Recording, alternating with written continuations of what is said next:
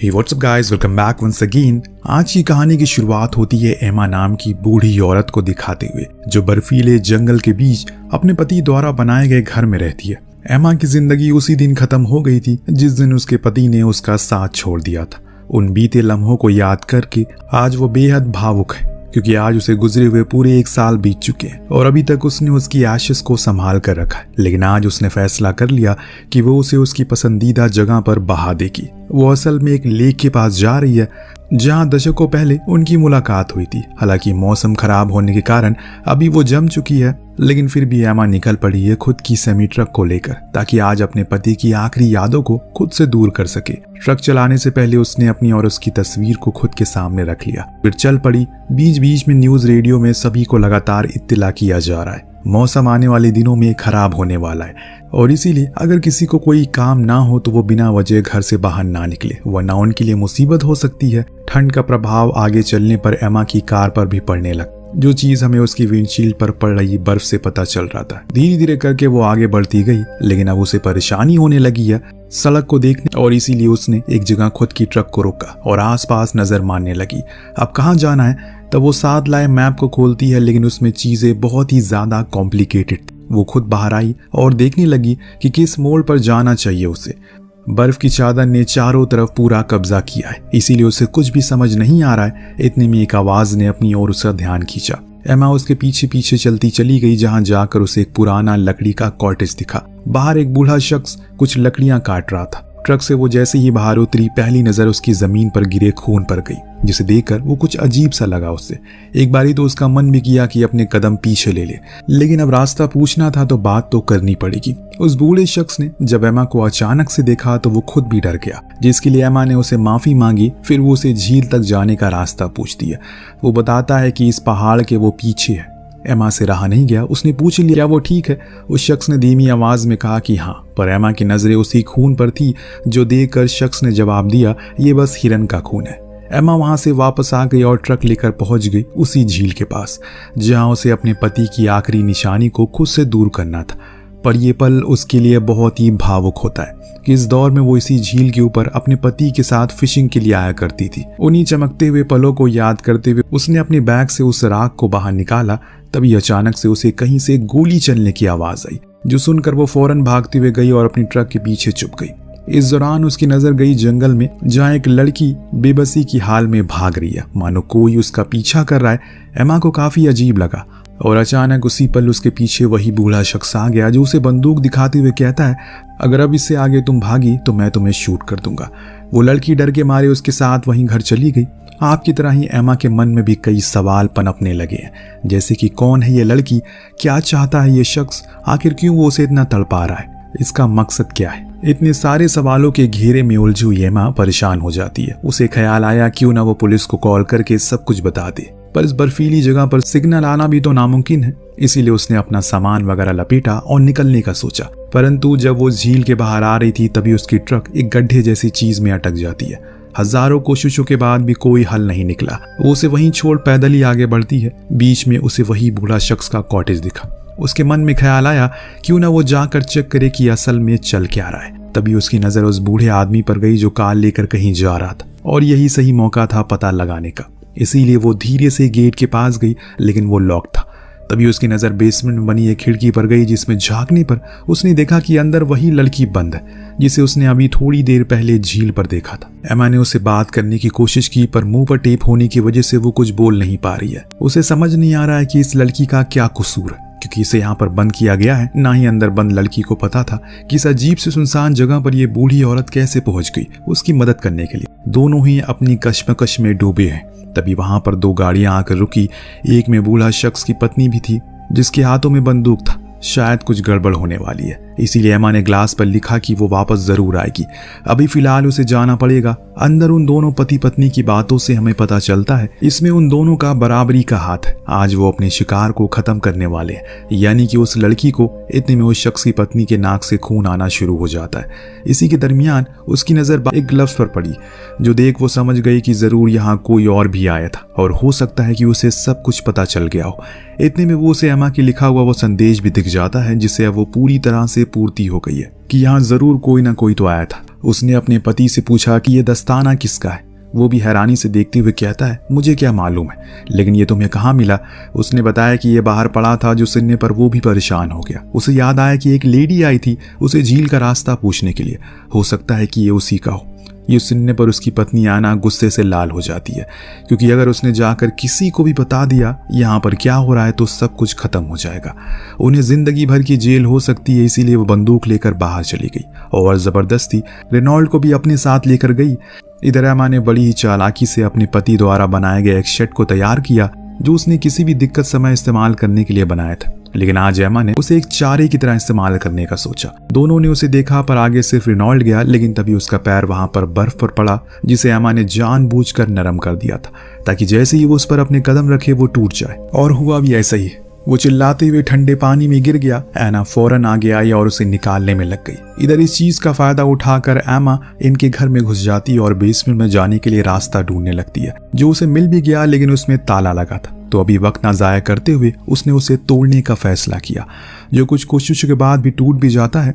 नीचे गई तो वहां उस बेसमेंट की हालत को देखकर उसकी रूह कांप जाती है। वहीं पर वो लड़की भी थी, पर उसके हाथ पर उन लोगों ने जंजीरों से बांध रखे थे, जिसे अभी इतनी जल्दी तो खोल पाना नामुमकिन है। इसीलिए उसने कहा कि वो घबराए ना, जल्दी ही वो फिर वापस लौटेगी। इस बारी वो खाली हाथ नहीं आएगी, बल्कि उसने अपने दिमाग का प्रयोग किया। बेसिन में लगे नल को खोल दिया, जिससे वो पूरे घर में धीरे धीरे करके पानी भरने लगा।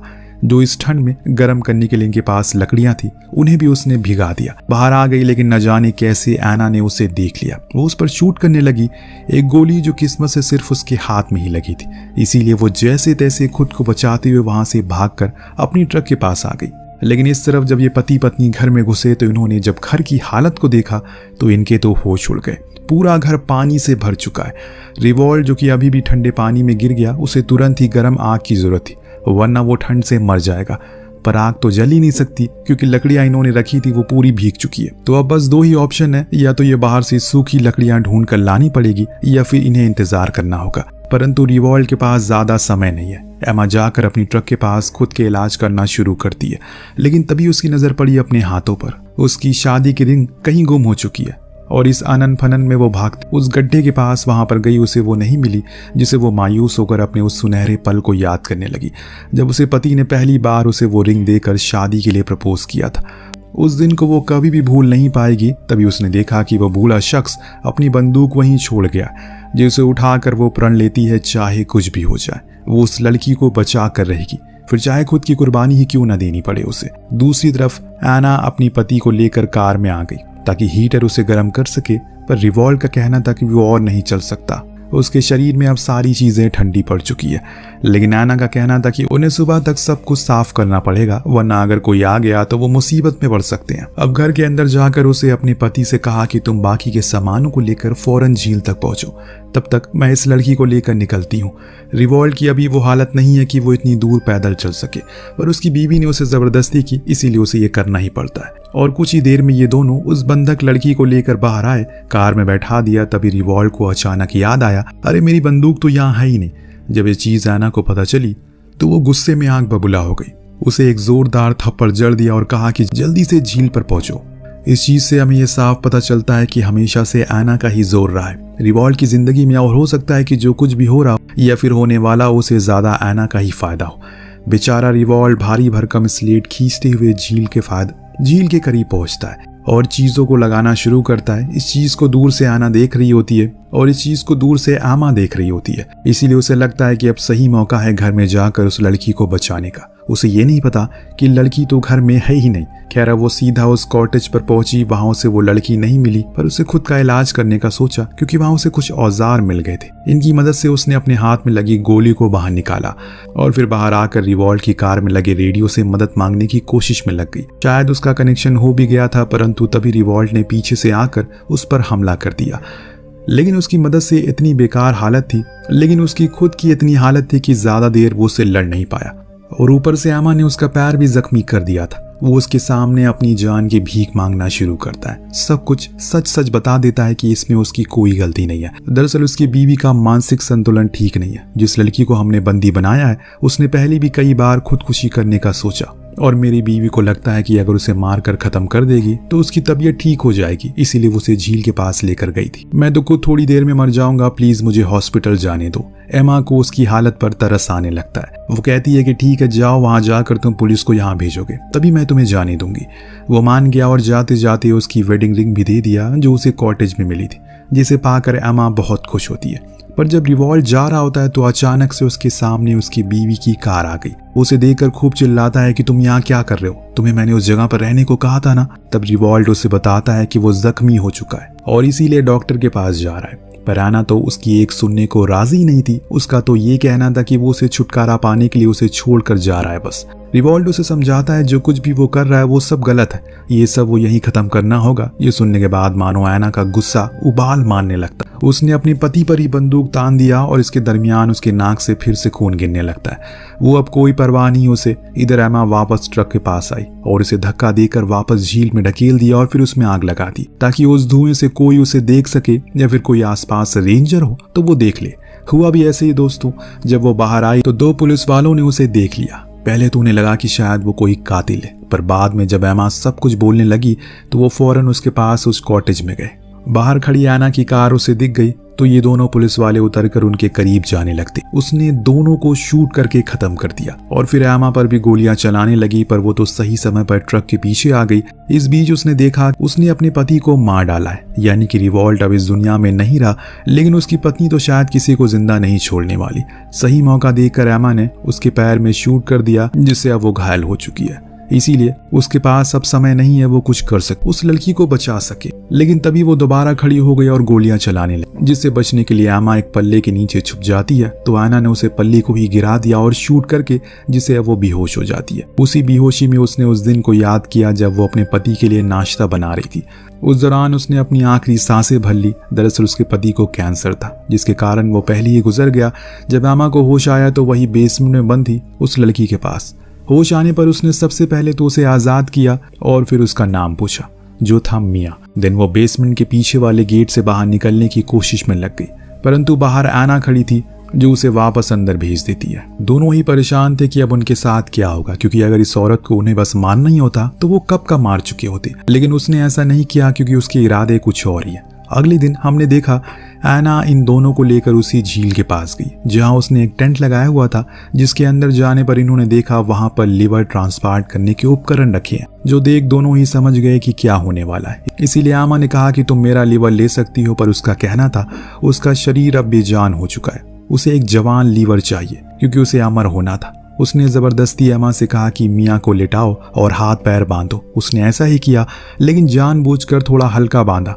अब आना तेजी से अपना काम शुरू करती है, परंतु एमा उसे ऐसा होने नहीं देगी। इसीलिए उस पर हमला बोल दिया और घसीट कर बाहर ले आई। उसने उस पर बंदूक तान दी, लेकिन उसमें तो गोलियां है ही नहीं। तब गुस्से में और पागलपन का शिकार हुई आना उसे घसीटते हुए उसी गड्ढे के पास ले जाने लगी जो उसी ने बनाया था। लेकिन तभी मियाँ ने खुद को आजाद कर लिया और बाहर आ गई, परंतु एमा को पता था कि अब इस हाल में नहीं है कि वो और लड़ सके। उसने चालाकी से खुद की हथकड़ियों से आना को भी बांध दिया और उसे लेकर उसी गड्ढे में कूद गई। तेजी से वो गहराई में जाने लगी और अपने साथ उसे भी ले जाने लगी। अपनी आखिरी सांसों में उसने वो किया जो वो करने के लिए यहाँ पर आई थी। अपने पति की राख को उसने उसी झील में समा दिया और खुद भी उसमें डूब गई, लेकिन उस लड़की को बचा लिया जिसने उसे खुद से वादा किया था। खामोशी से उसने खुद को कुर्बान कर दिया। शायद इसी को डेस्टिनी कहते हैं। उसने कभी नहीं सोचा था जो जगह उसे हमसफर की पसंदीदा होगी वहीं वो अपनी आखिरी सांसें लेगी। ऊपर खड़ी मियाँ को बर्फ में छिपी एमा और उसके पति की तस्वीर मिलती है, जिसे जिंदगी भर एमा ने अपने सीने से लगा कर रखा। लेकिन अब मियाँ उसे अपने साथ ले जा सकती है क्योंकि उसके लिए एमा एक फरिश्ता थी, उसे बचाने के लिए आई थी, वरना जिस जगह पर वो कैद थी वहाँ कोई इंसान कभी पहुंच ही नहीं सकता। वेल, आपको कहानी कैसी लगी हमें कॉमेंट करके जरूर बताएगा। मिलते हैं अगली वीडियो में। Thank you so much watching. Peace out.